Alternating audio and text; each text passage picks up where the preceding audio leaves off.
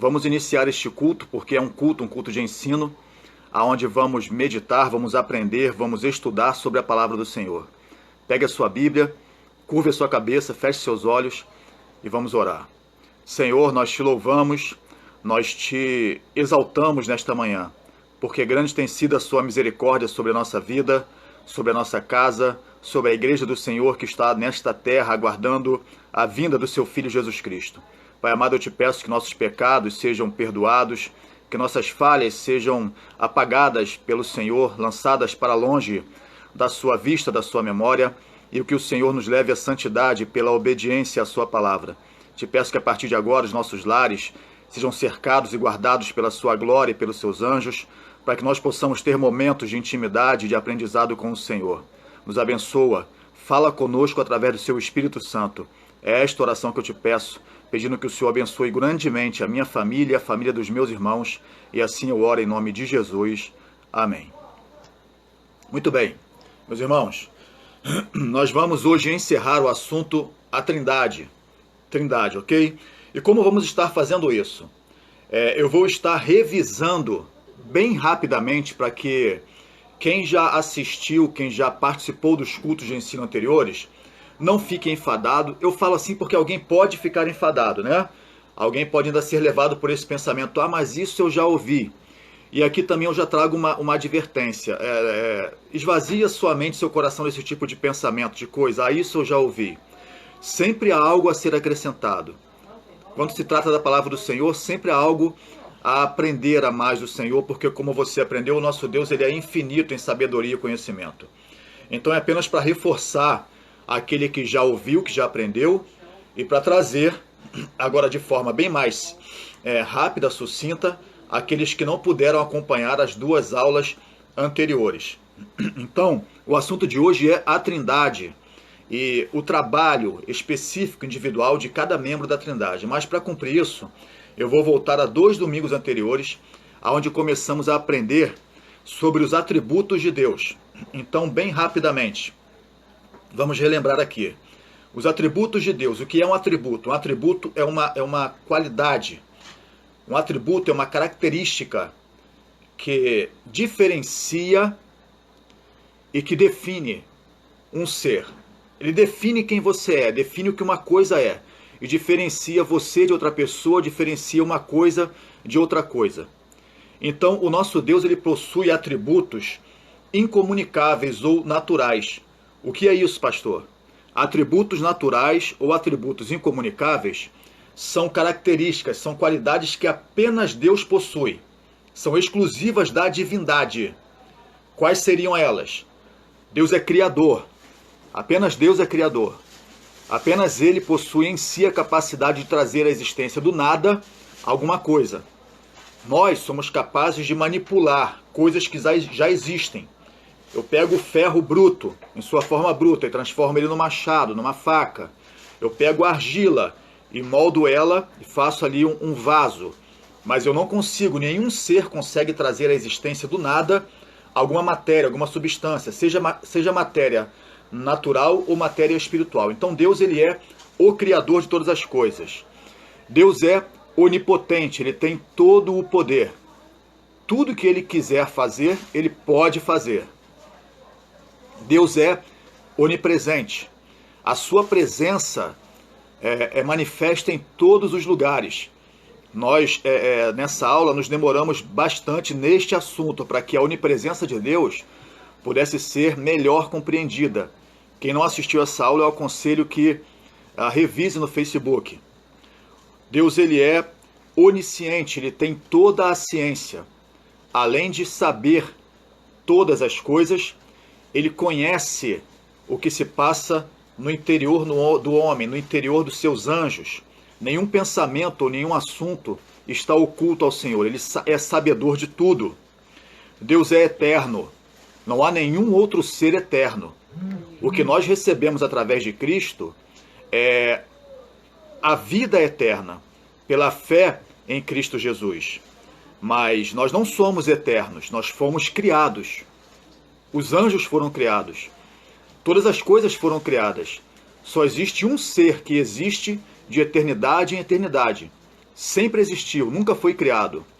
Deus é infinito, ou seja, nenhuma eternidade após a eternidade será suficiente para que se esgote o que você tem a aprender ou absorver de Deus em sua sabedoria, em sua graça, em seu amor, em sua misericórdia, em suas riquezas. Deus ele é infinito. Deus ele é infinito. Nós nunca chegaremos à profundidade do conhecimento de Deus, da sua graça, do seu amor. Ele é infinito. E esse também é um atributo incomunicável e natural de Deus. Deus é soberano, ou seja, não há ninguém acima dele. Não há ninguém a quem ele tenha que pedir permissão para realizar qualquer coisa. Ele pode fazer o que ele quer porque ele é onipotente, e ele faz isso sem ter que pedir ou sem ter que depender de qualquer ser ou qualquer coisa. Ele é soberano sobre todas as coisas. E ainda sobre os atributos incomunicáveis de Deus, nós ensinamos que Deus ele é imutável, ou seja, Deus não muda, nele não há sombra de variação. O que ele foi, ele é agora e ele será eternamente. Então eu coloquei imutabilidade por último, para que você entenda que tudo que vem antes continua sendo assim e assim sempre será. Deus imutavelmente é criador, onipotente, onipresente, onisciente, eterno, infinito, soberano, ok? Nós temos muitos outros atributos divinos a falar, mas esses foram os que nós achamos mais importantes para um conhecimento inicial dos irmãos. Falamos sobre os atributos morais ou comunicáveis de Deus. São atributos de Deus que ele compartilha com o ser humano. Nós também possuímos estes atributos e nos é dado por graça. Deus é justo. Deus é justo, ou seja, ele não comete erros. E ele permite que nós venhamos a ser justos também. E como acontece de nós sermos justos? Se nós cometemos erros. A nossa justiça é Cristo. Nós somos justificados por Cristo. Então Deus é justo porque ele nunca erra. E ele nos comunica esse atributo. Ele nos faz justos na pessoa de Cristo. Deus é santo. Santo, santo, santo. E você aprendeu que a palavra santo significa separado do pecado. O nosso Deus, ele é santo, como eu disse, Deus é infinito. Ele é santo em um nível muito acima disso. Em um nível muito superior a ser separado do pecado. O pecado, de maneira nenhuma, o mal, de maneira nenhuma, pode sequer tentar o nosso Deus. Ele não pode ser tentado pelo mal. Ele não pode pecar. Então, ele é santo e ele nos santifica através do Espírito Santo. Nós já estamos estudando sobre a Trindade. E veja que este assunto te serviu de base para que hoje, e domingo passado também, você pudesse ter uma compreensão melhor sobre a Trindade. Então ele é santo. E o Espírito Santo dele nos santifica, nos leva a nos separar do pecado, porque a nossa carne, ela tem inclinação para o pecado, tem inclinação para o mal, tem inclinação para as coisas do mundo. Isto está escrito na palavra de Deus. Mas o Espírito que em nós habita, se é que em nós habita, ele nos inclina para o lado espiritual, para o lado das coisas santas, para o lado das coisas eternas, para o lado do reino de Deus. O homem natural, o homem que não tem o Espírito Santo de Deus, ele é naturalmente inclinado, ele é naturalmente voltado para as coisas do mundo. Mas ao receber a Cristo como Senhor, que é a segunda pessoa da Trindade, a terceira pessoa da Trindade, que é o Espírito Santo, ele passa a habitar naquele crente. E esse Espírito começa a estabelecer uma luta dentro do homem, e essa luta é carne contra espírito. O Espírito vai puxá-lo, vai incliná-lo para as coisas de Deus, para a leitura bíblica, para a oração, para o jejum, para os cultos, a alegria do Senhor, a paz do Senhor. E ao mesmo tempo a carne vai incliná-lo, vai tentar fazê-lo voltar-se para as coisas do mundo. E cabe ao cristão se santificar, cabe ao cristão, em conjunto com o Espírito Santo, se inclinar, ceder, obedecer, ouvir a voz, a palavra do Espírito. E quanto mais nos inclinamos para as coisas do Espírito, mais nos santificamos, mais nos aproximamos do Deus Pai e mais o agradamos, mais somos tidos como obedientes, como santificados. E Deus, ele é misericordioso. Este é um terceiro atributo comunicável do nosso Deus, e é comunicável porque ele também nos faz ser misericordiosos. Ter misericórdia é ter compaixão da miséria alheia. Então Deus teve compaixão da nossa miséria quando nos entregou o seu Filho Jesus Cristo. E ele nos concede este atributo comunicável dele. Ele é infinitamente misericordioso. E através da obra do Espírito Santo em nossas vidas, ele nos faz também ser misericordiosos. O ensino da palavra, a profecia, quando eu falo profecia, eu falo da pregação do Evangelho, da pregação da palavra, do ensino da palavra, ela é uma manifestação da misericórdia de Deus. Nós somos instrumentos de Deus. Houve uma época em que Cristo caminhou sobre esta terra e ele pessoalmente, como Deus, falou da misericórdia dele. Mas agora, esta dádiva, esse dom, foi entregue aos homens. Homens misericordiosos pela graça de Deus, que pregam, que falam da misericórdia. Então Deus tem tido ainda, porque ele é imutável, compaixão pela nossa miséria, compaixão pela miséria do pecador. Então esta foi a primeira lição, o primeiro estudo que iria nos introduzir à Trindade, onde falamos sobre os atributos incomunicáveis de Deus, e esses atributos incomunicáveis definem, marcam que Deus é Deus, que ele é divindade, porque não se pode ser Deus se não se for eterno, não se pode ser Deus se não se for onipotente, onisciente, onipresente, não se pode ser Deus se não se for soberano, se não se for infinito. Então daí você conclui pela sua inteligência natural que qualquer outro ser que se apresente como Deus não é Deus, porque não possui os atributos divinos.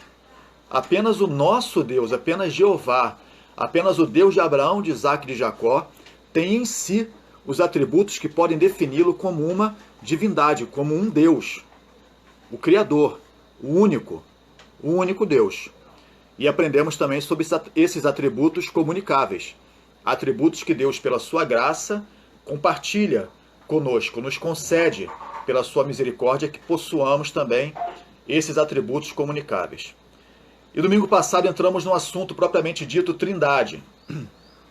E, como dissemos na introdução, eu volto a repetir hoje, embora seja para alguns um assunto difícil de tratar, não deve ser encarado assim, não pode ser encarado assim. É um assunto muito bem revelado na palavra de Deus. Há alguns assuntos que chamamos na teologia de assuntos cinzentos, assuntos misteriosos, a respeito dos quais até hoje, depois de milhares de anos, os teólogos, os estudiosos, os homens de Deus não chegaram a uma conclusão. Esses assuntos são difíceis de tratar. Mas a Trindade não, a Trindade ela é muito bem narrada, muito bem revelada nas Escrituras Sagradas. Desde Gênesis até Apocalipse você aprende a respeito disso. A Trindade é uma palavra, é uma expressão, Santa Trindade, Santíssima Trindade, Trindade que você não vai encontrar na Bíblia. Você não vai encontrar assim, a Trindade. Tá bom, meu irmão? Tá bom, meu amigo? Você não vai encontrar isso. Mas a Trindade é um conceito teológico. Que conceito é esse?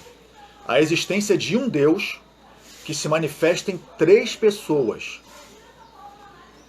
A Trindade não é que seja um assunto difícil de compreender, mas é um assunto que a nossa mente não irá alcançar completamente, porque Deus é infinito. Então eu disse na aula passada que se Deus é infinito, a Trindade é triplamente infinita. Então se a nossa mente mortal, limitada, não consegue alcançar o Deus infinito, quando aprendemos que ele é manifesto em 3 pessoas, a nossa mente fica triplamente impedida de alcançar a grandeza deste Deus. Então a Trindade é um Deus que se manifesta em 3 pessoas, Deus Pai, Deus Filho e Deus Espírito Santo.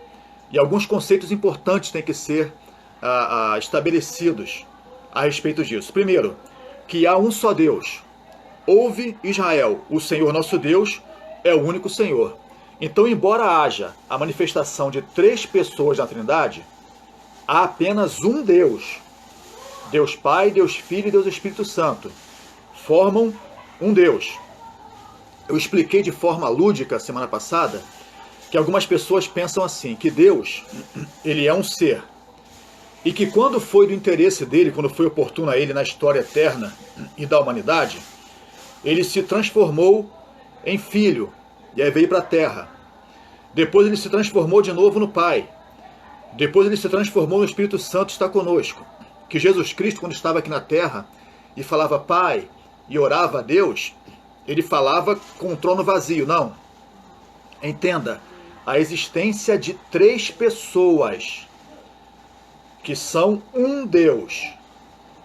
Por que essas 3 pessoas são Deus? Porque o Pai, o Filho e o Espírito Santo, ambos possuem todos os atributos incomunicáveis. Os 3 são criadores, eternos, soberanos, infinitos, onipresentes, oniscientes, onipotentes.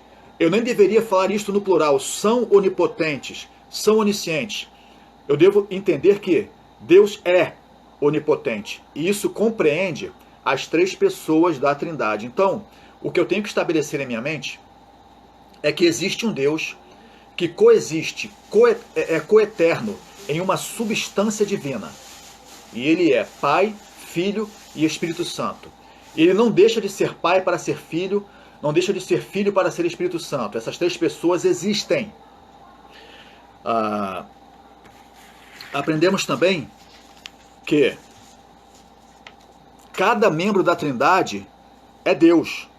O Pai é Deus, o Filho é Deus, o Espírito Santo é Deus. No sentido de que os 3 possuem os atributos incomunicáveis. E finalmente hoje, ainda compreendemos, ainda aprendemos que existe uma subordinação dentro da Trindade. E me lembro que semana passada também nos demoramos aqui um certo tempo nisso, para estabelecer na sua mente, no seu coração, que a noção que nós temos aqui neste mundo de subordinação é de que existe alguém que manda e outro que obedece. E que esta relação de mando e obediência, de comando e obediência, ela é estabelecida por superioridade de um, inferioridade de outro, e porque um paga e outro recebe para ser subordinado. Então aquele que paga manda, aquele que recebe obedece. Aquele que é mais forte manda, aquele que é mais fraco obedece. Aquele que tem mais dinheiro manda, aquele que tem menos dinheiro obedece. Aquele que tem um grau hierárquico superior manda, e aquele que está abaixo hierarquicamente obedece. Isso não funciona assim na Trindade. O Pai não é maior que o Filho, nem o Filho é maior que o Espírito Santo nessa questão da subordinação. Mas de fato existe uma subordinação. A Bíblia nos deixa bastante claro isso. De que o Filho e o Espírito Santo estão subordinados ao Pai. E eu usei o exemplo do jardim do Getsêmani. Quando Jesus Cristo, horas antes de ser traído por Judas e ser crucificado, ele ora por 3 vezes. E ele fala assim: Pai, se for possível, se houver outra maneira, passa de mim esse cálice. No entanto, seja feita a sua vontade e não a minha. Então veja, a vontade do Pai e a vontade do Filho. A vontade do Filho, a oração do Filho, o desejo do Filho naquele momento. Que se houvesse uma outra maneira, que o Pai lhe autorizasse, lhe mostrasse. No entanto, que fosse feita a vontade do Pai. Que o Pai não lhe atendesse um pedido que fosse contrário à sua própria vontade. Então aqui eu vejo, em um dos exemplos, muitos exemplos bíblicos, a subordinação do Filho em amor ao Pai. O Espírito Santo, ele é subordinado ao Pai e ao Filho. Nós vemos que Cristo, antes de ascender ao céu, ele fala com seus discípulos: eu vou para o meu Pai, e quando eu for, eu rogarei, eu pedirei ao meu Pai que vos mande outro Consolador. Quem? O Espírito Santo.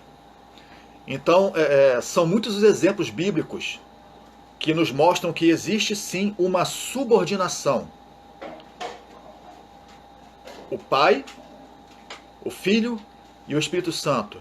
E em muitos momentos da história eterna, da história humana, você percebe esta subordinação. O que você tem que quebrar em seu coração é qualquer conceito contrário ao que foi falado aqui. De que o Pai é maior do que o Filho, e o Filho é maior do que o Espírito Santo, e vice-versa aí. Existe uma subordinação em amor. Isso nos é comunicado, por exemplo, nós falamos sobre a subordinação no lar. O marido e a esposa, o homem e a mulher. A Bíblia determina que a mulher seja em tudo submissa ao seu marido. Em tudo, submissa ao seu marido. E alguém pode entender isso como algo de superior e inferior. E aí continua o texto, continua o conceito bíblico, de que a subordinação da mulher se dá ao marido por amor. Porque ela tem no marido um homem que, por amor, entregaria sua própria vida por ela. Isso é transferido espiritualmente para a pessoa de Cristo e a igreja. Quando ele é superior, quando ele é o cabeça da igreja, e ele pede que a igreja, em amor, em tudo seja submissa a ele. Então entenda isso, é uma subordinação, não porque um manda, pode mandar e outro tem que obedecer, ou porque um tem muito e o outro não tem nada, e aí há uma opressão. É simplesmente em amor. E hoje nós vamos finalmente entrar na questão das tarefas dos membros individuais da Trindade. Mas antes de entrar neste assunto, eu dou aqui 1 minuto para perguntar se algum dos irmãos tem alguma colocação, alguma dúvida, algo a falar, a perguntar rapidamente sobre o que foi falado nos últimos 2 domingos e nós hoje revisamos rapidamente, para que nós possamos entrar na tarefa dos membros individuais da Trindade. E assim vamos encerrar hoje este assunto da Trindade. Meus irmãos, há alguém que queira colocar alguma questão ou perguntar alguma coisa sobre os assuntos anteriores? Ficou bem claro para os irmãos? Ficou claro, pastor Alex? Não? Muito bem. Os irmãos estão quietinhos hoje. Estão ouvindo bem? Estão ouvindo bem? Muito bem, meus irmãos. Então o assunto de hoje, propriamente dito, tá? É as tarefas dos membros individuais da Trindade. Então, Deus, eu estou fazendo assim para que você, através desse auxílio visual da minha mão, possa entender. Eu não estou fazendo assim, ó. Deus, eu estou fazendo assim. Deus, né? Deus. E você sabe que este Deus existe em Pai, Filho e Espírito Santo. Entendeu muito bem a questão dos atributos incomunicáveis que fazem com que Deus seja Deus. Mas este Deus coexiste, ele é coeterno em 3 pessoas, Pai, Filho e Espírito Santo. Nós vamos hoje entender o papel, a manifestação de cada uma dessas pessoas na história eterna, na história da humanidade. São assuntos simples de serem entendidos e escolhi alguns, tá? Porque Deus se manifesta nas 3 pessoas em muitos eventos da Bíblia, em muitos eventos narrados nas Escrituras. E eu queria que você hoje estudasse comigo sobre isso, para que você tenha ainda mais o seu coração, a sua mente aberta, iluminado para as coisas de Deus. Então, primeiro vamos estudar rapidamente sobre o Pai. A tarefa do Pai, como a primeira pessoa da Trindade. Ele é a fonte máxima, ou a causa de todas as coisas. O Pai, ele é o poder, ele é a fonte, ele é a pessoa de quem emana, de quem surgiu todas as coisas. Entenda isso. 1 Coríntios, capítulo 8, versículo 6. 1 Coríntios, primeira carta do apóstolo Paulo aos Coríntios, capítulo 1, capítulo 8, perdão, versículo 6. 1 Coríntios, capítulo 8, versículo 6. Paulo diz assim: todavia para nós há um só Deus, o Pai, de quem é tudo e para quem nós vivemos. Olha a primeira parte desse versículo, o que diz? Todavia para nós há um só Deus. Que Deus é esse? O Deus composto pela Trindade. O Pai. Aqui Paulo fala a respeito desta pessoa da Trindade, de quem é tudo e para quem nós vivemos. Então quem Miguel? É o dono de todas as coisas. Miguel, meu filho, está aqui tomando café e está assistindo a escola bíblica. Então de quem é todas as coisas? Todas as coisas. Lembre-se que em uma eternidade passada não havia nada, só havia Ele. E então dele surgem todas as coisas, porque Ele cria todas as coisas. Tudo que existe no mundo visível e invisível. O universo que se vê e o universo que não se vê. O material e o espiritual. Quem é o dono de tudo? Deus Pai. Por quê? Porque Ele é a fonte máxima ou a causa de tudo que existe. E continua o versículo quando diz assim: e um só Senhor, Jesus Cristo, pelo qual são todas as coisas e nós por ele. Então olha aqui, duas pessoas da Trindade em um único versículo bíblico. O Pai, de quem são todas as coisas, e o Filho, por quem são todas as coisas. É como se Paulo estivesse falando assim, olha, Deus o Pai fez tudo isso para o Filho. E nós vivemos por ele. Vamos aqui acrescentando conhecimento a você. Apocalipse, capítulo 4, versículo 11. Vai mexendo aí na sua Bíblia, vai manuseando a sua Bíblia para você praticar.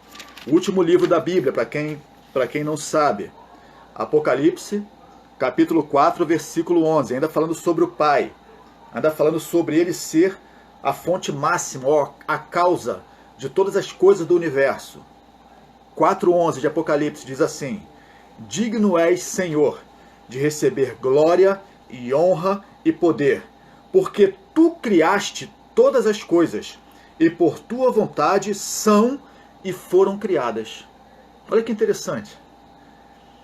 O livro de Apocalipse fala que todas as coisas foram criadas por Deus. E por isso ele é digno.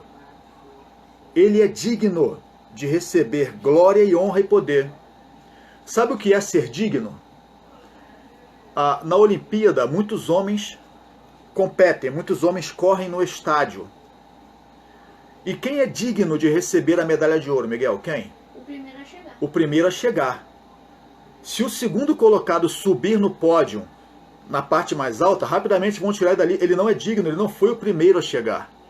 Então apenas Deus é digno de receber honra, glória e poder. Porque só ele criou todas as coisas. E pela vontade dele as coisas são e foram criadas. Então entenda isso. Deus não apenas é o Criador, como ele mantém, ele sustenta todas as coisas. É isso que Apocalipse está falando. Por causa dele, são todas as coisas. Deus ele é a fonte máxima da revelação divina. Além dele ser a fonte máxima de tudo que foi criado, ele é a fonte máxima da revelação divina. Escuta o que diz, ainda no livro de Apocalipse, capítulo 1, versículo 1. Escuta o que diz. Deus, além de ser a fonte máxima de tudo que foi criado, ele é a fonte máxima da revelação divina. Eu falava aqui no início deste estudo, com o pastor Alex, alguns irmãos acompanharam, outros não, a respeito do livro de Jó. O livro de Jó, a história de Jó é muito conhecida. Jó, aquele homem justo, que se afastava do mal, reto, temente a Deus. E um dia Satanás se apresenta diante de Deus e acusa Deus. Diz, olha, esse homem aí é justo, ele é reto, ele é fiel ao Senhor, porque o Senhor cerca ele de tudo que é bom. Tira tudo dele e o Senhor vai ver como ele vai amaldiçoar o Senhor na sua face. E Deus permite que Jó seja tocado por Satanás. Satanás tira de Jó a família, as riquezas, a saúde. A Bíblia diz que Jó fica com duas coisas apenas. Um caco de telha com o qual ele se coçava e a sua fé. Porque Jó nunca perdeu a sua fé no Senhor. Mas 3 amigos de Jó, no livro de Jó, se apresentam e eles começam a discursar com Jó. Acusam Jó de estar em pecado, falam que Deus está longe de Jó, uma série de coisas. E lá no final do livro, você percebe que Deus fala com Jó assim, Jó, sacrifica pelos seus amigos, porque o que eles falaram de mim foi mal. Então aqueles homens falaram a respeito de Deus coisas que não eram verdade. E tudo que não é verdade a respeito de Deus é uma coisa má. Então Deus ele é a fonte máxima do universo, de tudo que foi criado, material e espiritual, visível e invisível, e ele é a fonte máxima da revelação. Então, tudo que está compilado aqui nesse livro que você tem chamado Bíblia Sagrada, tem uma fonte, Deus. Ele é a fonte máxima da revelação. Nós conhecemos Deus como Ele é, porque assim Ele se apresentou. Eu não posso acrescentar nem tirar nada da pessoa, do caráter de Deus que não seja biblicamente comprovado. Nós que estudamos a Bíblia, nos debruçamos sobre este livro para tentar alcançar a profundidade de um Deus que é infinito. Já aprendemos isso aqui. Ele é a fonte máxima. Apocalipse 1:1. Revelação de Jesus Cristo, a qual Deus lhe deu para mostrar aos seus servos as coisas que brevemente devem acontecer. E pelo seu anjo as enviou e as notificou a João, seu servo. Preste atenção nisso aqui. O livro de Apocalipse é um livro que é chamado de a revelação. A palavra Apocalipse significa revelação. E essa revelação foi dada ao apóstolo João. O apóstolo João é o escritor do livro de Apocalipse. E foi o próprio Jesus Cristo quem revelou essas palavras ao apóstolo João. Mas quem foi que revelou isso aqui a Jesus Cristo? Deus Pai. Olha que interessante, pastor Alex. Revelação de Jesus Cristo, vírgula, a qual Deus lhe deu para mostrar aos seus servos as coisas que brevemente devem acontecer. Rapaz, quando a gente para ler a Bíblia com calma, com entendimento, é revelador. Revelação de Jesus Cristo. Isso aí quase todo mundo sabe, né? Que estuda a Bíblia, que estuda a Bíblia. Que o livro de Apocalipse é o livro da revelação e que ele foi revelado diretamente por Jesus Cristo ao seu apóstolo João. Agora, o texto é muito mais esclarecedor quando eu leio com atenção. A qual Deus lhe deu para mostrar aos seus servos as coisas que brevemente devem acontecer. Olha aqui uma relação, uma comunicação entre o Pai e o Filho. O Pai revela ao Filho as coisas que vão acontecer. E o Filho revela a João que deve escrever. Então, Deus ele é a fonte máxima das revelações divinas. Ele é a fonte máxima das obras humanas de Jesus. João, capítulo 5. Vamos lá ao livro de João, o Evangelho de João. João, Mateus, Marcos, Lucas e João. O quarto evangelho, o quarto livro aí do Novo Testamento. João, capítulo 5, versículo 17. João 5, 17. Está acompanhando aí, meu irmão? Então o Pai, ele é a fonte máxima do universo, ele é a fonte máxima da revelação, ele é a fonte máxima das obras humanas de Jesus. Então lembre-se, volte com a sua mente a uma época em que Jesus esteve nessa terra, como homem. Agora João capítulo 5, versículo 17 diz assim: E Jesus lhes respondeu: Meu Pai trabalha até agora, e eu trabalho também. Meu Pai trabalha até agora, e eu trabalho também. O trabalho do Pai ligado ao trabalho do Filho. As obras que Cristo realizou nesta terra como homem foram dadas pelo Pai. As obras humanas de Cristo foram dadas pelo Pai. Ainda em João, no capítulo 14, versículo 10. Ainda em João, no 14, versículo 10. Jesus diz assim, João 14, 10. Não crês tu que eu estou no Pai e que o Pai está em mim? Olha o que Jesus está falando. Você não crê que eu estou no Pai e que o Pai está em mim? As palavras que eu vos digo, não as digo de mim mesmo, mas o Pai que está em mim é quem faz as obras. Olha o que Jesus, a segunda pessoa da Trindade, Miguel, está falando. Ele está falando assim, ó. Você não crê que o Pai está em mim? Eu te digo que as palavras que eu falo, não as falo de mim mesmo. Jesus poderia requerer para si a autoridade das palavras. Jesus Cristo é Deus, ele é a segunda pessoa da Trindade. Mas ele não faz isso. Ele fala assim, lembra da subordinação? Ele fala assim, as palavras que eu digo, as digo pelo meu Pai, não as digo de mim mesmo. E quem está em mim é quem faz as obras. Olha o que Jesus, que é Deus, está falando. O que eu falo, falo porque meu Pai me dá, e o que eu faço, faço porque meu Pai faz em mim. Então o Pai, sendo a fonte abastecedora máxima do universo, da revelação, das obras do próprio Cristo. O Pai, ele é a fonte máxima da salvação, meu irmão. João capítulo 3, ainda no livro de João, pastor Alex. João 3, versículos 16 e 17. Jesus Cristo, ele é o Cordeiro de Deus que tira o pecado do mundo. Jesus Cristo é a pessoa através de quem, é o homem através de quem a salvação entrou no mundo. O primeiro homem, Adão, por haver pecado, trouxe a morte para o mundo.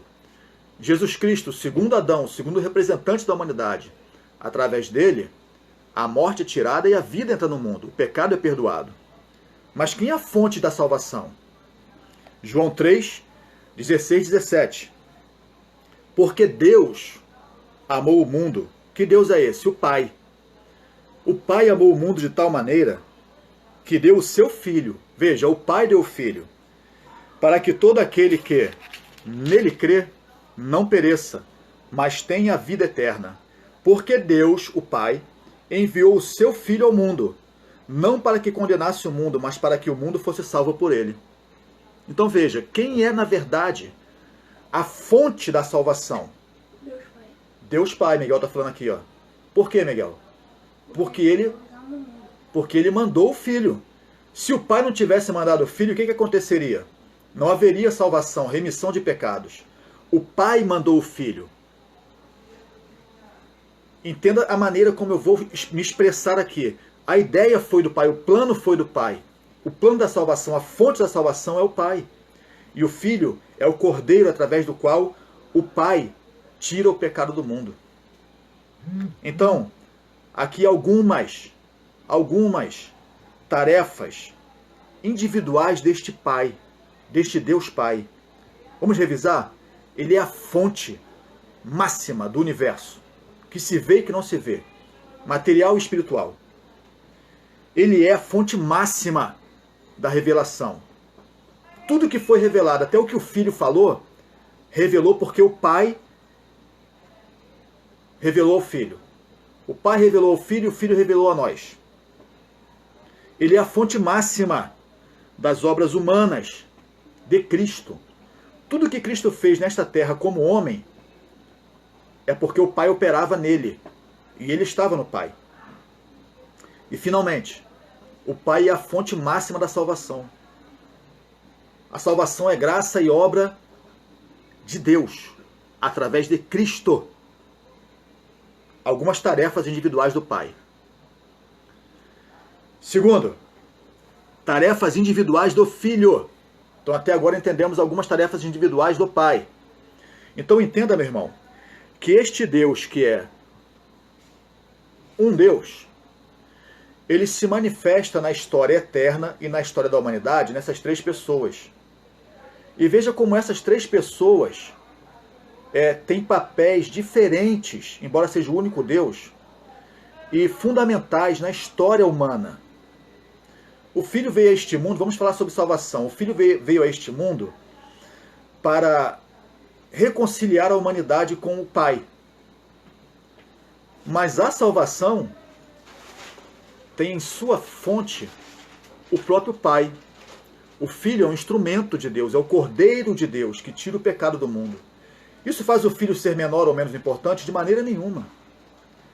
Mas é por isso que lá está escrito que o Filho aprendeu a ser obediente até a morte de cruz. E por isso Deus o exaltou e deu a ele o nome que é superior a qualquer nome, para que ao nome dele, pelo nome dele, sejam salvas as pessoas que crerem.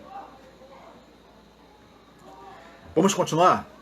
Porque se a gente ficar no Pai aqui, a gente não tem uma eternidade para terminar esse assunto. O Filho, vamos entender agora aqui algumas tarefas individuais do Filho, que o Filho cumpriu. O Filho foi o agente através do qual o Pai fez as seguintes obras. Então Deus Pai é a fonte. Agora vamos entender o Filho como a fonte, como o agente, perdão. Deus Pai é a fonte, a origem. E agora o Filho como agente. Já assistiram os filmes de 007? O que o 007 é? Ele é um agente especial, um agente secreto, né? Ele é o agente 007. Ele está a serviço de quem?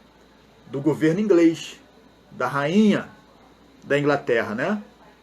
Então, eu estou fazendo aqui uma analogia para que você possa projetar em sua mente o que eu estou tentando te passar. O Pai é a fonte. E agora o agente, e não é nada secreto, o agente manifesto, filho, o Deus Filho, o agente através do qual Deus fez a criação e mantém o universo. Vamos voltar a João, capítulo 1, versículo 3. João, capítulo 1, versículo 3. O apóstolo João, aqui nesse primeiro capítulo, ele começa a falar a respeito do Filho. Ele diz assim: no princípio era o Verbo. E quando ele fala do Verbo, ele está falando do Filho, da segunda pessoa da Trindade. Então ele fala, no princípio, na eternidade passada, quando nada existia, no princípio era o Verbo. O Verbo estava com Deus, e o Verbo era Deus. Então aqui João, ele, inspirado pelo Espírito Santo, traz uma narrativa maravilhosa, onde ele revela que este Cristo, ele era o Verbo, ele era a palavra de Deus. E este Verbo estava com Deus Pai, e este Verbo era o próprio Deus, porque ele é Deus. Ele estava no princípio com Deus. E agora o que nos interessa, versículo 3. Jesus Cristo como agente, através do qual o Pai opera as obras. Todas as coisas foram feitas por ele, e sem ele, nada do que foi feito se fez. Isso não deve criar confusão na sua mente. Deus é a fonte de todas as coisas. Mas Deus usou um instrumento para fazer todas as coisas. Que instrumento foi esse? Que agente foi esse? O Filho. Todas as coisas foram feitas por ele. Amando de quem? A fonte de quem? Do Pai. Todas as coisas foram feitas por ele, e sem ele nada do que foi feito se fez. Então voltemos a Gênesis capítulo 1, versículo 1, onde está escrito assim: no princípio criou Deus os céus e a terra era sem forma e vazia, e havia trevas sobre a face do abismo. E disse Deus, dizer é falar, falar é verbo. Deus usou uma palavra. E quem é a palavra de Deus? Quem é o verbo de Deus? O Filho, a segunda pessoa da Trindade. E disse Deus, haja luz, e houve luz. Na minha mente humana limitada, eu posso projetar a imagem, a ideia de um Deus Pai, fonte criadora de todas as coisas. E ele fala, haja luz. E pela sua palavra, o Filho, que é o agente criador, ele faz com que a luz venha a existir. Entende o que eu estou tentando te passar de maneira lúdica, né? Para que você possa criar em sua mente uma ideia, criar um conceito, projetar algo que é muito difícil de se projetar, humanamente falando, porque é algo eterno, algo infinito. Jesus Cristo, ele é o agente através do qual Deus criou todas as coisas e mantém, sustenta todas as coisas. Meus irmãos, vamos a Colossenses capítulo 1. Colossenses capítulo 1, versículos 16 e 17. Colossenses 1, 16 e 17. Ainda sobre o Filho sendo o agente criador e sustentador através do qual Deus faz todas as coisas. Diz assim: porque nele foram criadas todas as coisas, que há nos céus e na terra, visíveis e invisíveis, sejam tronos, sejam dominações, sejam principados, sejam potestades. Tudo foi criado por ele e para ele. E ele é antes de todas as coisas, e todas as coisas subsistem por ele. Aqui o escritor de Colossenses fala a respeito do Filho. O texto fala do Filho. E a palavra revela que por ele, porque nele foram criadas todas as coisas que há nos céus e na terra. Olha Jesus Cristo sendo o agente de Deus para criar tudo que há no céu e na terra. Coisas visíveis e invisíveis. Sejam tronos, sejam dominações, sejam principados, sejam potestades. Jesus Cristo é o agente através do qual Deus criou os seres celestes, maravilhosos, poderosos, os anjos, querubins, serafins, os anciãos. O céu dos céus foram criados por Deus através de Cristo. Tudo foi criado por ele e para ele. Deus é a fonte, Deus criou tudo isso para o Filho e através do Filho. E ele é, quem é antes de tudo? Cristo. Ele é antes de todas as coisas e todas as coisas subsistem por ele. Olha aqui. Você e eu existimos porque ele nos sustenta. tudo subsiste por ele. Se ele tirar a mão, tudo cai. Está entendendo? Nós que somos servos de Deus entendemos isso com muita facilidade. Se há algum amigo aqui que ainda não tem Cristo como Senhor de sua vida, saiba de uma coisa, você apenas não confessou Ele como Senhor, mas Ele é Senhor. Quando Ele tira a mão, nada existe. Tudo cai. Porque a Bíblia diz que por Ele todas as coisas subsistem. Jesus Cristo é o Filho e Ele é o agente através do qual o Pai faz as seguintes obras: a criação e a manutenção do universo, a divina revelação, a salvação. O Pai é a fonte da salvação. Mas quem é o agente da salvação? Jesus Cristo. Porque todo aquele que nele crê não perece, mas tem a vida eterna.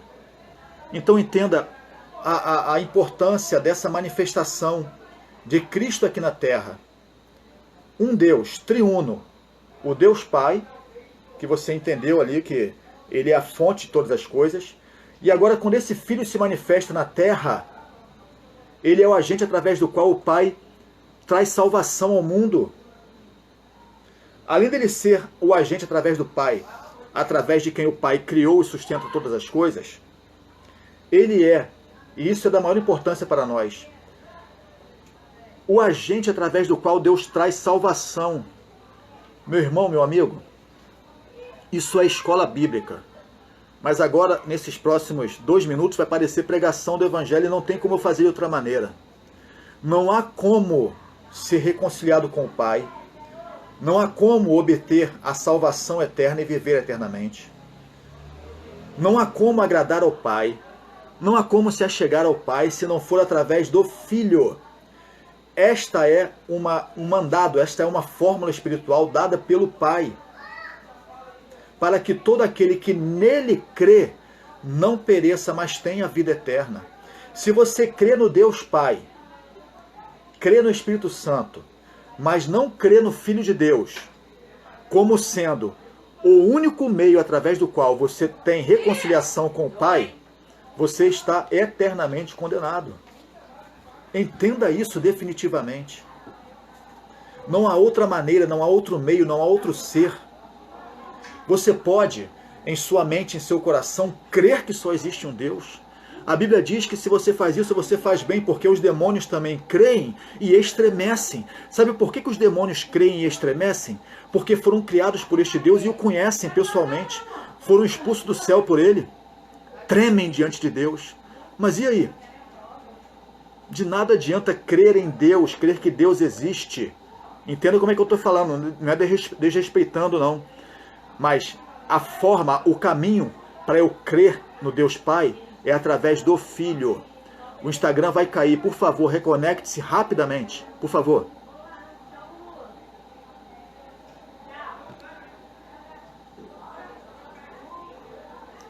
Meus irmãos, só um instante que eu vou reconectar aqui o Instagram, tá? Nós temos sempre esse problema com o Instagram, né? Vou reconectar aqui.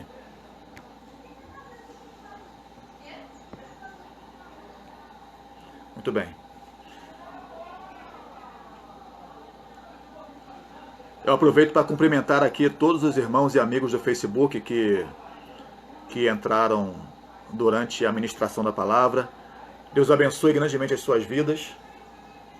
Aconselho aos irmãos do Facebook e do Instagram que não estão conosco desde o começo do estudo, que revisem, tá, a palavra, que assistam novamente, porque é de suma importância. Suma importância. Jorginho, meu amigo, Jorginho aqui de Itaboraí. Jorginho, Deus te abençoe, tá tudo bem? Fala comigo, Jorge. Diego é o diácono através de quem o pastor Alex tem falado, é isso, meu irmão? Diego Barrostre. Deus abençoe. Irmãos do Facebook, rapidinho o pessoal aqui no Instagram tá voltando, tá? Adriano, Laureci, Deus abençoe vocês. A irmã Laureci é a irmã que sem eu pedir, ela faz café toda vez que eu vou lá. Né, irmã? Eu chego lá, o pastor Alex começa: ô Laurici, o Mauro veio com vontade de tomar café. E aí a irmã Laurici faz aquele café maravilhoso pra gente, né? Continuando. Então falávamos de Cristo como sendo o agente através do qual Deus traz salvação ao mundo. Sabe, eu sei que este assunto, a respeito desta segunda pessoa da Trindade, ele é um assunto que confronta a fé e confronta a crença e a tradição de muitas pessoas e muitas famílias. Nós vivemos em um país, em um mundo idólatra. O que é ser idólatra? É idolatrar imagens e escultura, é idolatrar ao dinheiro, é idolatrar ao trabalho, é idolatrar a família, é idolatrar qualquer coisa. Muitas vezes trazemos a questão da idolatria apenas para o catolicismo, apenas para o espiritismo, que reverenciam, que prestam culto a imagens de escultura. E quando você conversa com essas pessoas, elas dizem assim: olha, eu creio que só existe um Deus, mas é que essa imagem, que essa escultura me faz visualizar melhor, né? Me faz encanalizar melhor a minha fé a este Deus. Meu irmão, eu não posso falar de outra maneira, e não há uma maneira mais suave de dizer isso, tá? Todo culto à imagem é culto a demônio. Isso é a Bíblia Sagrada que eu tenho, que você tem, que diz isso. A Bíblia diz expressamente: não faça para ti imagem de escultura e não tenha outros deuses diante de mim. E diz muito mais expressamente: não há outro mediador. O que é um mediador? É alguém que intercede. Não é Maria, não é João, não é José, não é Frei isso, Frei aquilo, não é o Papa, não é o Padre, não sou eu. Só há um mediador entre o homem e Deus. Quem? Jesus Cristo, o homem. Ele é a segunda pessoa da Trindade. Ele é o agente através do qual Deus traz salvação ao mundo e através de quem Deus se reconcilia com você. E ponto final. Eu dizia domingo passado que o cristianismo é a fé mais extrema, mais radical. Ouve, ó Israel, o Senhor nosso Deus é o único Senhor. Jesus Cristo é o único caminho. A Bíblia não dá nenhuma margem para que se conteste isso, para que alguém acrescente algum outro caminho, algum outro evangelho, alguma outra maneira. Há um Deus Pai, e só uma maneira de se chegar a Ele, de se reconciliar com Ele, o Filho. E depois de reconciliado, nós recebemos o Espírito Santo como selo da salvação. E ponto final. Essa é uma palavra que confronta a tradição familiar, que confronta a tradição religiosa, que confronta a crença de muitas pessoas. Mas se você se debruçar sobre o livro sagrado, se você deixar o Espírito Santo falar em seu coração, esta é a fé verdadeira.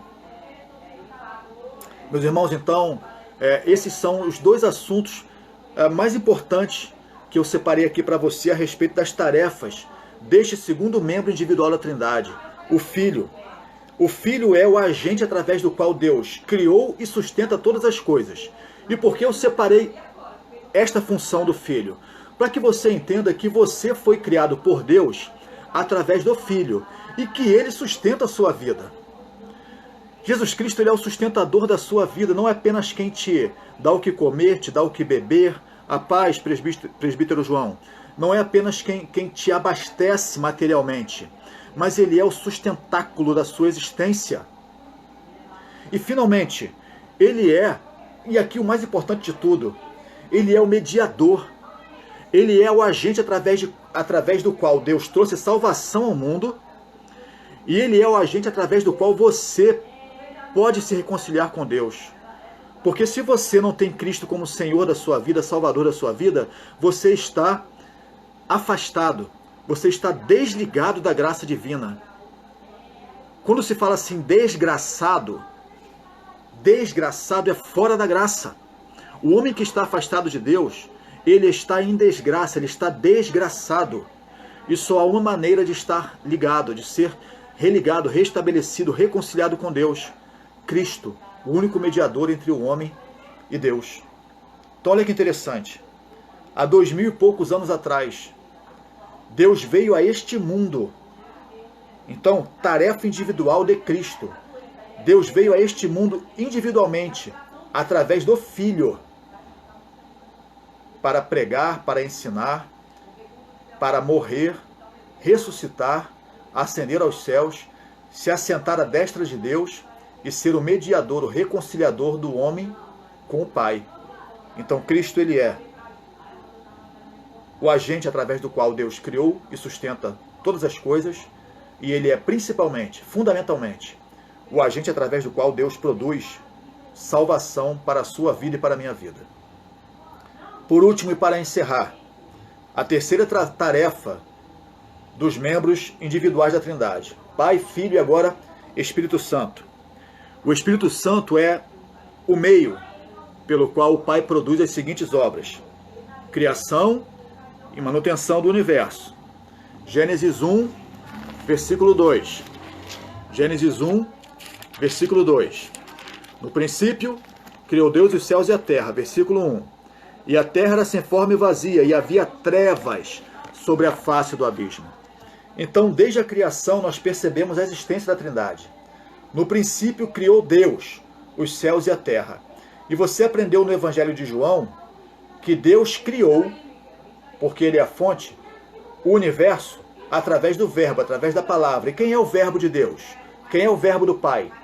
Cristo. E quem estava lá pairando sobre as águas? Quem estava lá? E é Deus, porque possui todos os atributos. Este é Espírito Santo. Sabe, a doutrina do Espírito Santo, ela tem há muito tempo tem sido,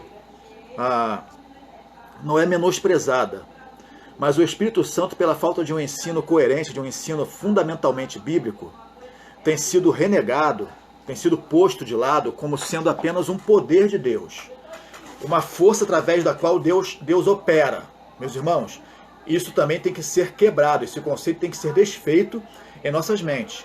Precisamos criar em nossas mentes, em nossos corações, um conceito correto de Deus. O Deus Pai, o Deus Filho e o Deus Espírito Santo, e não um poder, não uma força desse Deus. Tá? Ele é Deus, ele é Criador, soberano, onipresente, onisciente, onipotente. Mas agora, este tópico do estudo te faz entender a tarefa individual do Pai, a tarefa individual do Filho e agora a tarefa individual do Espírito Santo. Ele possui uma tarefa individual bem peculiar, bem específica, diferenciada da do Pai e da do Filho. O Espírito Santo, é através dele que o Pai traz revelação divina. No livro de Apocalipse, você aprendeu aqui que a revelação do livro de Apocalipse foi dada a João por Jesus Cristo. E Jesus Cristo a recebeu do próprio Pai. Mas vamos aqui agora ao livro de João. Mateus, Marcos, Lucas, João. Capítulo 16. João capítulo 16. Versículos 12 ao 15. João 16, do 12 ao 15. Ainda tenho muito que vos dizer, mas vós não o podeis... ainda tenho muito que lhes dizer, mas vós não o podeis suportar agora. Isso aqui são palavras do Senhor Jesus Cristo, quando ele dava suas últimas instruções aos seus discípulos. Mas quando vier aquele Espírito da verdade, olha só, o Filho, o Deus Filho, falando a respeito da vinda do Deus Espírito Santo.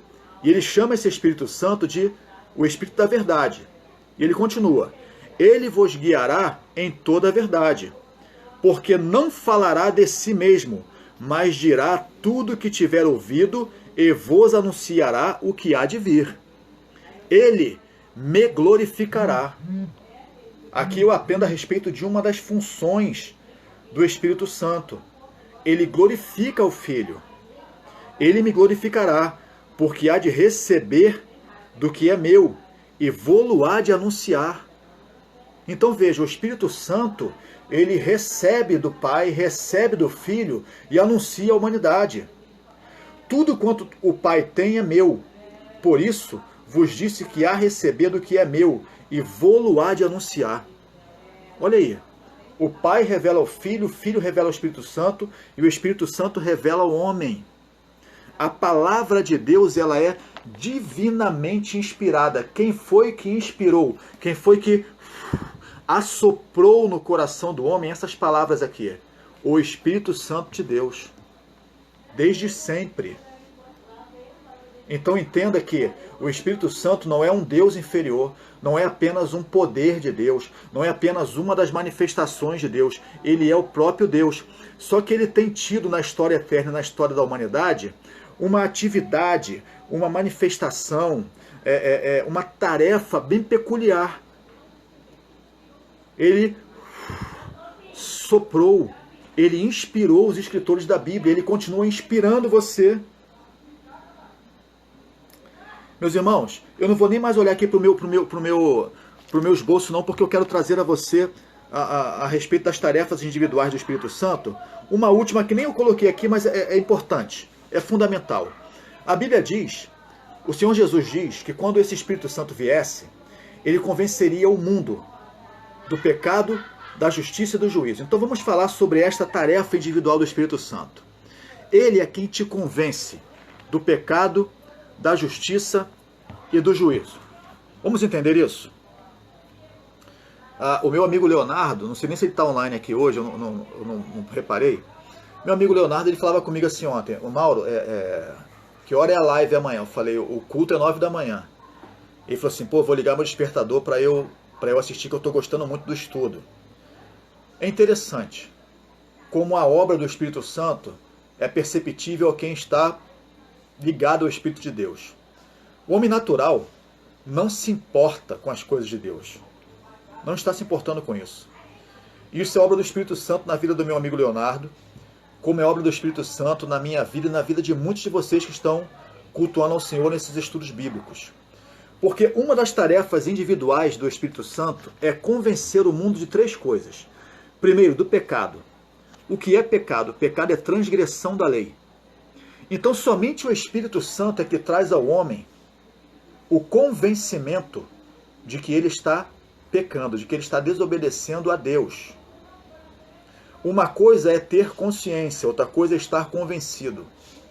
Eu posso ler para você aqui um dos mandamentos, por exemplo, não dirás falso testemunho, ou seja, não fale mentira. Você toma consciência disso. E aí você mente ou não mente, mas essa consciência apenas te acusa de que você fez algo errado, mas não produz em você arrependimento nenhum, mudança nenhuma. Agora, o que é o convencimento do Espírito Santo? Ele convence você de que a mentira é desobediência ao mandamento de Deus. É diferente de ter consciência de que eu fiz alguma coisa errada. A consciência do bem e do mal, a consciência do que é certo e do que é errado, foi dada a toda a humanidade quando o homem comeu do fruto do conhecimento do bem e do mal. E teve como consequência, como salário, a morte. Consciência. Mas apenas o Espírito Santo convence o homem do pecado. Convence o homem que aquilo não apenas é mal, mas convence que aquilo ali é desobediência ao Deus único, criador, soberano, eterno, onipotente, onipresente, onisciente, infinito, que sustenta e que criou todas as coisas. Então, primeira tarefa individual importantíssima desse Espírito Santo que está neste momento aqui na terra, soprando onde Ele quer e habita nos crentes. E através da minha boca fala com você. Ele te convence do pecado. Convence. Você fica convencido. Segundo, convence do pecado e da justiça. Convence a você que por haver pecado você está condenado à morte. Estou condenado à morte, estava condenado à morte. Porque o pecado gera a separação de Deus. E o que é a justiça? A justiça é Cristo, que se fez homem e morreu para pagar o preço por toda a humanidade. O primeiro homem, Adão, desobedeceu a Deus. E por causa da sua desobediência, por causa do seu pecado, a morte entrou no mundo. Jesus Cristo é chamado de o segundo Adão. Por quê? Ele veio para representar a humanidade pela segunda vez. O primeiro homem falhou no seu teste. Não coma. Ele comeu. O segundo homem, Jesus Cristo, foi vitorioso no seu teste. Ele não pecou. e pôde morrer, pôde pagar a dívida de morte que a humanidade tinha com Deus. Então, por ele, todo aquele que nele crê não perece, não morre, mas tem a vida eterna. Por quê? Porque ele é a justiça de Deus. Toda a ira de Deus, toda a raiva que Deus tinha do pecado e do pecador, ele derramou em Cristo. Por isso que Cristo foi esmagado. Então a ira de Deus foi satisfeita, foi aplacada, foi apagada. E agora todo aquele que crê em Cristo, tem em Cristo a reconciliação com Deus, porque seus pecados foram perdoados. Então ele convence do pecado, da justiça e do juízo. Então, sou convencido do pecado. Sou convencido da justiça que é Cristo, o único caminho. Não crendo, não recebendo, não confessando a Cristo como Senhor, o que vem no terceiro? O convencimento do juízo. Que juízo? Ah, pastor, eu sei que se eu não aceitar Cristo, vamos falar abertamente, quando eu morrer eu vou para o inferno. E a pessoa vai dormir tranquilamente, convencida do pecado, da justiça e de um juízo iminente, porque ninguém sabe o dia da morte, ninguém sabe o seu amanhã. Mas está convencida do pecado, da justiça e do juízo. Muitas pessoas estão neste momento no sofrimento eterno, convencidas do pecado, da justiça e do juízo. E você? Você vai ficar até quando sendo convencido do pecado, sendo convencido da justiça que é Cristo, sendo convencido do juízo que já está sobre a cabeça de todo aquele que não confessa a Cristo como Senhor? E saiba que se você tem essa consciência, se você tem esse entendimento, esse convencimento, como eu te falei aqui, completo dessa maneira, você é indesculpável diante de Deus, porque o Espírito Santo cumpriu em você a obra para a qual ele veio, convencer o mundo do pecado, da justiça e do juízo. E assim, meus irmãos, às 10h21 da manhã deste dia de 3 de maio de 2020, eu encerro este estudo sobre a Trindade, crendo que ele foi muito edificante para mim e para você, porque quando nós ministramos, quando nós ensinamos a palavra de Deus, também somos reavivados em muitas coisas em nossa memória e nos faz crescer em conhecimento e graça. Então, revisando aqui, tarefas individuais dos membros da Trindade. O Pai tem suas tarefas, ele é a fonte da revelação, do universo, da salvação, das obras humanas de Jesus. O Filho, ele é o agente através do qual Deus criou todas as coisas e através do qual Deus sustenta. O Filho é o agente através do qual Deus produz salvação para você, para toda a humanidade. E por último, o Espírito Santo, ele não é um Deus de segunda grandeza, não é um poder, uma manifestação de Deus, não é um instrumento de Deus. Ele é Deus, ele é Criador, ele é onipotente, onipresente, onisciente. Ele é Deus, só que a sua manifestação, a sua tarefa é bem peculiar. Entre elas, as duas que eu separei aqui como sendo mais importantes, ele tem como sua tarefa revelar. Ele é o revelador das Escrituras. Ele é quem revela a palavra em seu coração ainda. E por último, importantíssimo, ele é quem te convence do pecado, da justiça e do juízo. Meus irmãos, e assim eu encerro este estudo a respeito da Trindade, crendo que foi bastante esclarecedor. Eu lembro que quando estivemos ministrando um mini seminário sobre escatologia na nossa sede lá em Santa Cruz, depois de um final de semana inteiro, né, quinta, sexta, sábado e domingo, falando sobre escatologia, é muito interessante que até hoje muitas pessoas nos procuram e falam assim: pastor, como aquele estudo foi importante, porque eu pensava isso, pensava aquilo, entendia assim, e conforme o estudo foi crescendo, as pessoas foram crescendo na graça e no conhecimento, o que eu notei de mais importante é que houve um conforto, houve um consolo no entendimento para aquelas pessoas, porque era um assunto que trazia muito temor, e não deveria ser assim, deveria trazer consolo. Então eu creio que da mesma maneira, o estudo sobre os atributos de Deus e sobre a Trindade te trarão segurança. Podem te trazer segurança se você meditar ainda mais um pouco sobre estas palavras. Segurança de quem Deus é. Segurança de quem Deus é, do que Ele é, e da sua obra como Pai, como Filho e como Espírito Santo. Então eu agradeço aqui a todos os meus irmãos do Instagram e do Facebook. Leonardo está aqui aprendendo, né, Leonardo? Deus abençoe sua vida. Jorginho, falando do pessoal aqui de Itaboraí, irmãos que eu não consigo identificar de onde são, de qual região do Rio de Janeiro são. Já tivemos pessoas aqui de Minas Gerais, de outros estados. Deus abençoe todos vocês. E eu aconselho, a previsão que temos é que pelos próximos dias ainda permaneceremos em isolamento social. Mas nós estamos aqui, meus irmãos, 24 horas por dia, pastor Alex, eu, pastor Mauro, o Ministério da Comunidade Cristã Luz da Aurora, 24 horas por dia disponíveis para falar, para pregar, para ensinar, para tirar dúvidas sobre a palavra de Deus. Tá? Fale conosco, apresente as suas questões. Nós somos muito interessados em fazer a obra de Deus e queremos ganhar almas para Jesus. Eu estou aqui com a minha esposa, com meu filho, Letícia e Miguel. Eu creio que você também está aí na sua casa com a sua família. Então que Deus abençoe a sua família. Que Deus te faça hoje ter um dia abençoado na paz do Senhor.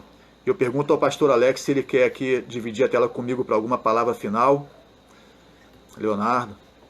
Pastor Alex, está me ouvindo? O senhor quer dividir aqui a tela para alguma palavra final? Senão eu vou encerrar. Lembrar os irmãos, enquanto o pastor Alex aqui não me responde, que hoje, meus irmãos, às 19 horas, seguiremos normalmente com o culto no seu lar, ok? Às 19 horas, estaremos aqui mais uma vez nessa coisa chamada live, né? Que tem sido um instrumento para a pregação da palavra, ministrando a palavra do Senhor. Não sabemos ainda se o pastor Alex ou eu estará pregando. Ambos queremos pregar. Às vezes existe uma disputa entre o pastor Alex e eu, porque eu quero pregar, ele quer pregar também. Entre nós é o contrário, né? Às vezes as pessoas não querem falar. Entre eu e ele há uma disputa para ver quem vai pregar, porque eu tenho palavra de Deus, ele também tem, e a gente fica ansioso para pregar a palavra de Deus. Então, pastor Alex, deseja falar alguma coisa? Não, meu irmão, não havendo, que Deus abençoe a sua vida, que Deus te faça prosperar nesta terra e principalmente que o Espírito Santo do Senhor te traga o convencimento, o esclarecimento desta palavra e que essa palavra produza frutos na sua vida. Quem quiser fazer alguma pergunta, quem quiser trazer algum comentário, vamos encerrar aqui o vídeo, mas é só entrar em contato pelo direct, pelo Messenger, pelo WhatsApp, e nós vamos responder, vamos conversar com os irmãos.